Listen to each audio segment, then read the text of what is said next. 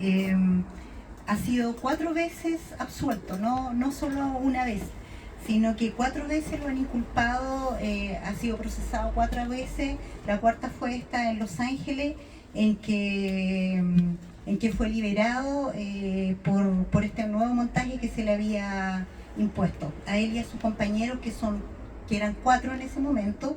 Pero es importante señalar que todavía hay uno de ellos, que es José Luis Marilao Matus, que está preso en el CP Bío Bío y que fue detenido con posterioridad, ¿ya? Y pese a que sus 4 compañeros fueron absueltos, él continúa preso en prisión preventiva. Próximamente va a ser su audiencia de preparación de juicio. Y la novedad es que el gobierno pidió esta vez este tema de los celulares, el peritaje de celulares al Colegio de Ingenieros. Y no a Incovech, que es la empresa de la que hablaba David hace un rato. Eso como un entre paréntesis, que después le puedo entregar también más antecedentes.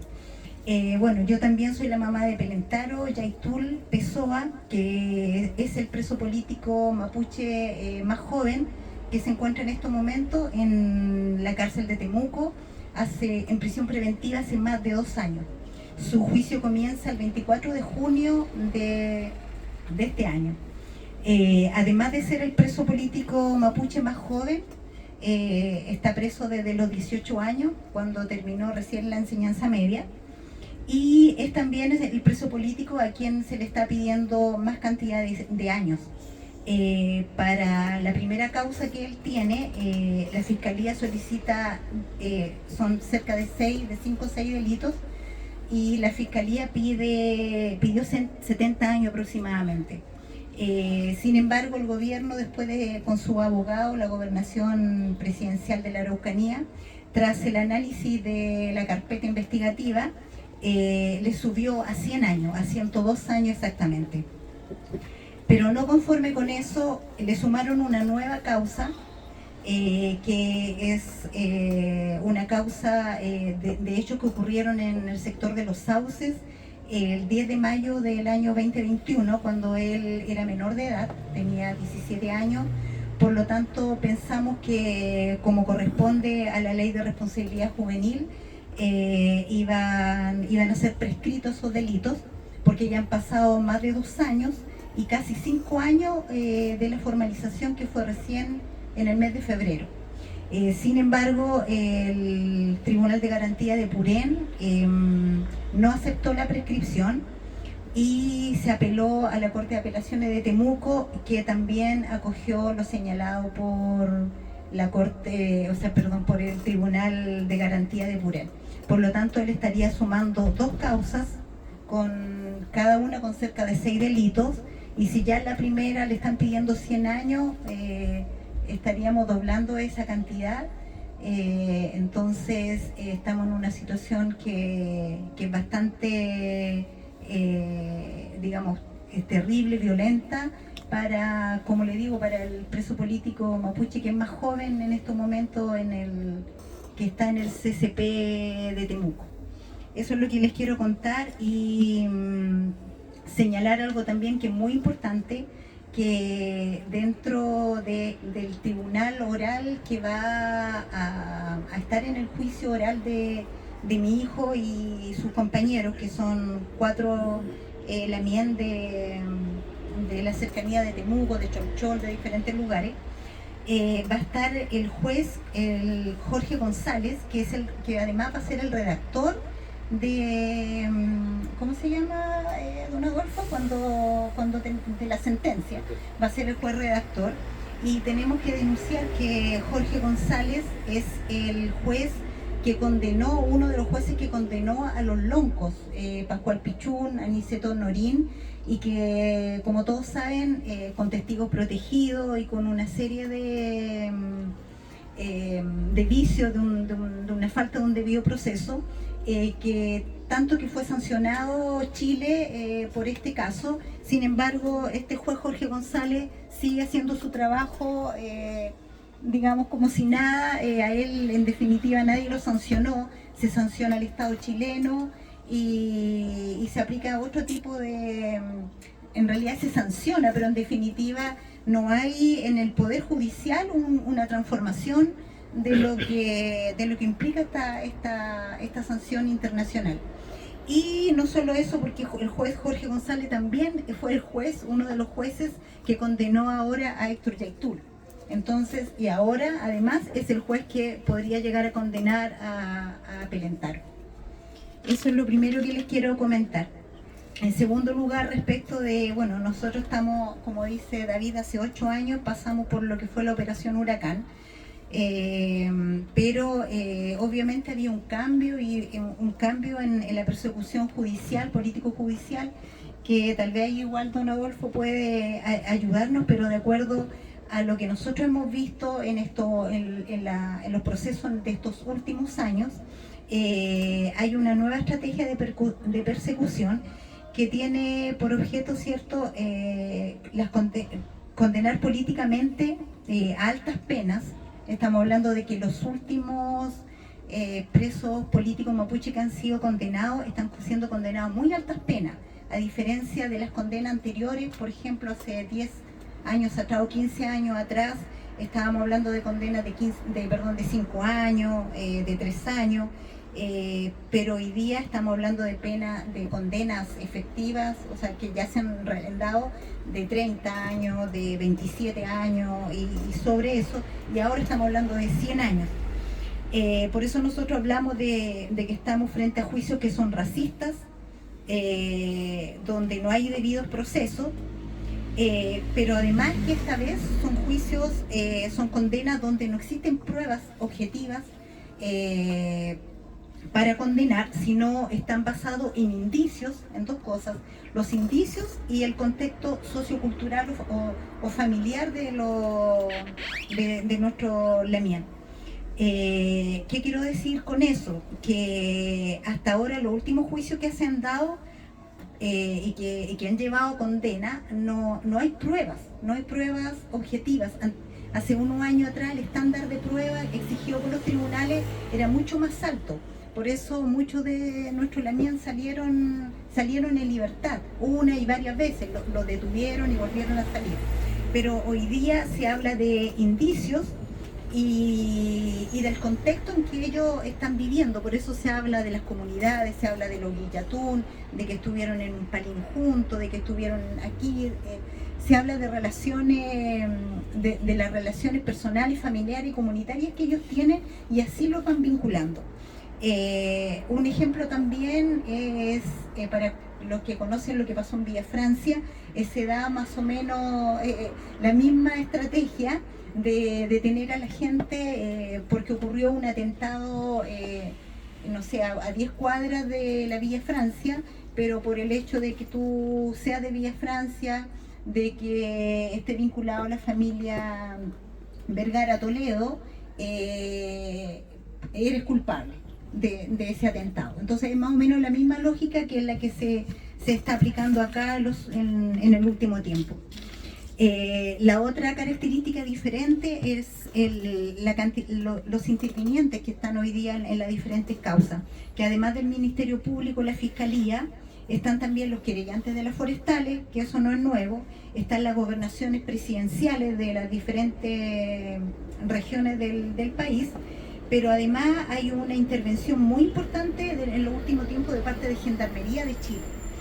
Gendarmería de Chile ha pasado a ser en el último juicio un interviniente más en los procesos, cuando son imputados, digamos, porque ellos determinan, por ejemplo, dónde van a estar presos, y son también importantes en el sentido que llevamos durante estos últimos tiempos, las audiencias no son presenciales. Nosotros no tenemos audiencia ni juicios presenciales, sino todo es por Zoom, y eso tiene que ver también con los sendos informes que presenta Gendarmería de Chile, que vienen desde la nacional, digamos, de la Dirección Nacional, que impiden que los juicios sean presenciales, como eran antiguamente. Don Adolfo se acordará, la Claudia se acordará que en Cañete llenábamos la sala, que había apoyo, que llegaban las machis, que llegaban los loncos, y había todo un contexto para acompañar a nuestros familiares. Sin embargo, hoy día no se nos deja ingresar a las salas. Y hoy día solamente están se hace de manera híbrida, lo que más hemos logrado hacerlo de manera híbrida. Eso significa que estén los imputados más su defensa, para que se puedan comunicar entre ellos, pero no está ni la fiscalía, ni los querellantes, y tampoco estamos los familiares. Los familiares nos ponen una sala al lado con un televisor.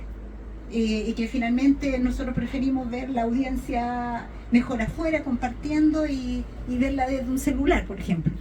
Entonces, la verdad es que en este último tiempo han habido muchos cambios. Bueno, las audiencias de preparación de juicio en la Araucanía ni siquiera son híbridas, es decir, nuestro familiar, en este caso Pelentaro, mi hijo, ha tenido todas sus audiencias desde la cárcel.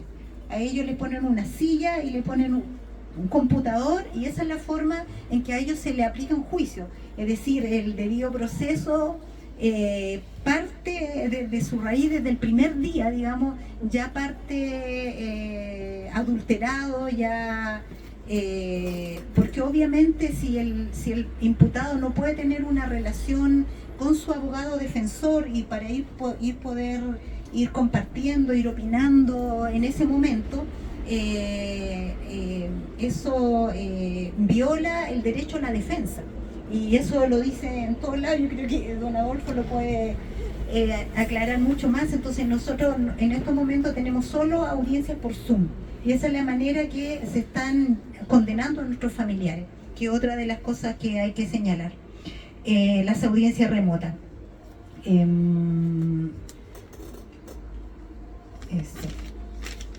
Bueno, eso había agregado aquí el punto de las huelgas de hambre, que hoy día las huelgas de hambre son castigadas, que anteriormente eso tampoco ocurría, porque hay tratados internacionales, hay convenios que resguardan la huelga de hambre como un derecho. Sin embargo, actualmente nuestros familiares, cada huelga de hambre que han tenido que hacer, han sido castigadas con extensos periodos sin visitas, en que nosotros no podemos llevarles las cosas, visitar a nuestros hijos. Entonces la situación se hace cada vez más dura. Tenemos hoy día una prisión política que es mucho más dura que antes. Bueno, eso en primer lugar. Ahora, pasando un poco al tema judicial, a la estrategia judicial propiamente tal. Hoy día tenemos, bueno, lo que habla nuestra abogada, cierto, que estamos frente a juicios basados en el derecho penal de autor. ¿Qué significa esto? Significa que, voy a dar el ejemplo de Héctor Yaitul. Héctor Yaitul está condenado, cierto, como autor o como autor intelectual de 54 atentados incendiarios, pero resulta que ninguno de esos 54 atentados incendiarios existe un juicio. Existe un condenado, existe una condena ejecutoriada. Es decir, son 54 atentados que nadie sabe quién fue. Pero él está acusado y está preso 27 años en la cárcel de Concepción, ratificado por todas las cortes de apelaciones, de Corte Suprema, por 54 atentados que nadie sabe quién los realizó. Entonces ellos parten al revés, no parten por el hecho. El hecho es este atentado y después investigamos quién lo hizo, sino que ellos parten al revés. Este es el cabecilla y de ahí vamos viendo hacia atrás finalmente quién hizo el atentado. Entonces, a partir de la detención de Héctor Yaitul, ellos comienzan a buscar, cierto, a los autores de los atentados, y esto con esa lógica con esa estrategia que yo les señalo, que tiene que ver con los indicios y con el contexto. Entonces, si los atentados fueron en tal lugar, yo veo quiénes son las personas mapuche que viven cercano a ese lugar, quién está vinculado con que habló con este otro, que es familiar de. Entonces yo a ellos lo acuso de ser los autores de este atentado, que es el que más cercano. Lo que hoy día busca el gobierno y busca la fiscalía, ¿cierto?, es para evitarse tal vez una nueva condena internacional, es buscar autores para alguno de esos 54 atentados, porque en estos momentos no tienen ninguno. Entonces no tiene ninguna justificación que Héctor Yaitul esté preso, porque no ha habido juicio para estos 54 atentados.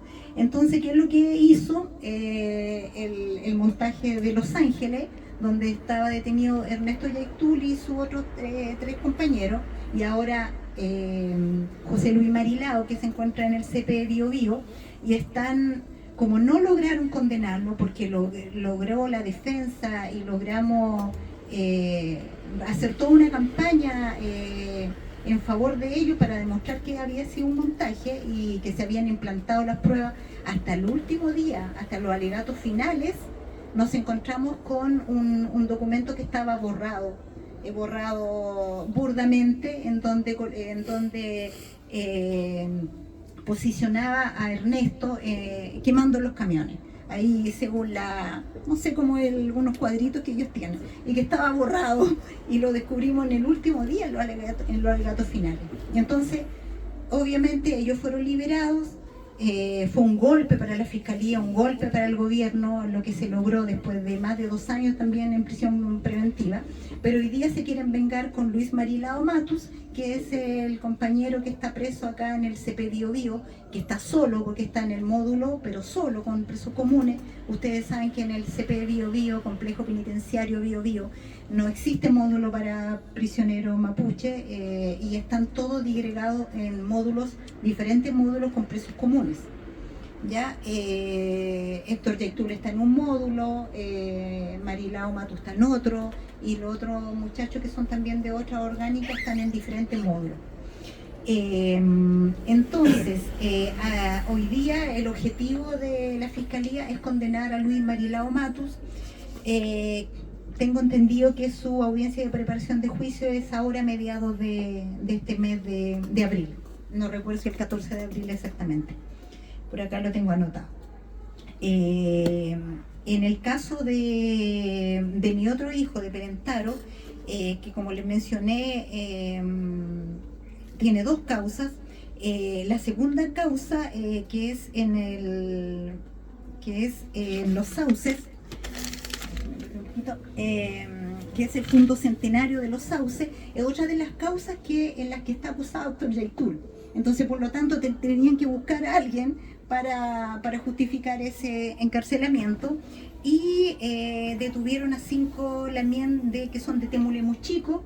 Temulemu Chico es una comunidad que se escindió de Temulemu, que es donde el famoso Temulemu, donde está el Lonco Pichún, el huerquén Rafael Pichún, y que está en la cercanía de Victoria, ¿ya? Bueno, ahí tenemos un grupo entonces de 5 lamien que están en Temuco, pero extendieron esta acusación también a Rafael Pichún como autor intelectual, que un poco Rafael está con una persecución como huerquén, igual que Héctor Yaitul, como autores intelectuales de todos estos hechos. Y también a mi hijo Pelentaro, que también lo involucraron en estos hechos, y que al momento de ocurrido, el mayo del 2021, él era menor de edad. Pero como ya les señalé, no se aceptó la prescripción de los delitos. Entonces, esto es al revés. Primero buscamos los autores y después vemos qué hechos le calzan de acuerdo a la ubicación, de acuerdo a la comunidad donde vive, etcétera, etcétera. Y para eso están utilizando todo este tipo de pruebas que tienen que ver con los teléfonos celulares, con los GPS, etcétera. Bueno, decir que a Ernesto, por el caso de Los Ángeles, su vehículo tenía GPS y tenía micrófono. Por lo tanto lo seguían para todos lados. Aún así, pese a toda esa intromisión, nunca le pudieron probar ningún delito. Entonces, hoy día lo que nosotros sabemos es que hay mucha tecnología israelí que se ha comprado para poder descifrar los WhatsApp, pero principalmente el tema de los celulares es la ubicación, porque el hecho de tener encendido un celular, ya sabemos, al menos que lo tengamos en modo avión, pero en el momento que me llega una señal, ya sea, bueno, la gente joven que tiene Instagram, Facebook, qué sé yo, le llega una notificación y ya inmediatamente ellos saben dónde estás ubicado. Entonces, esa es la forma en que ellos van haciendo las diferentes relaciones. A ver, ¿qué más les podría contar? Bueno, eso en resumen de la situación actual de los presos políticos mapuche. Habían dos cositas más que quería señalar. Bueno, que para la persecución a la CAM particularmente se conformó una fuerza de tarea especial, que es la Fuerza de Tarea Macro Zona Sur, que fue la que comenzó extrañamente, digamos, desde que fue de esta quema de camiones que se realizó en Los Ángeles, que fue la causa de mi hijo Ernesto. Justamente en ese mismo día, o 2 días antes, un día, se conformó esta Fuerza de Tarea Macro Zona Sur. Y de ahí ellos comienzan con todas estas investigaciones. Bueno, nunca supimos durante el transcurso de este juicio que duró 2 meses de quién dependían, qué es lo que eran en definitiva, porque se les interrogó, los abogados defensores los interrogaron varias veces a estas jefaturas que llegaban ahí con este título. Nunca supieron explicar bien, porque es una fuerza que ellos dicen transversal, que no dependía de aquí, no dependía de allá, que eran los mejores elementos de las VIP, de las diferentes VIP. Entonces dieron diferentes explicaciones que finalmente nunca nos quedó claro qué era esta fuerza de tarea. Eso en resumen lo que les puedo comentar, para que conozcan un poquito de la situación en que estamos actualmente. Se vienen los juicios, vienen audiencias de preparación de juicio, y acá en Concepción yo le encargo principalmente a la situación de Luis Marilao Matu, que está pronto a iniciar su proceso de juicio también. Eso.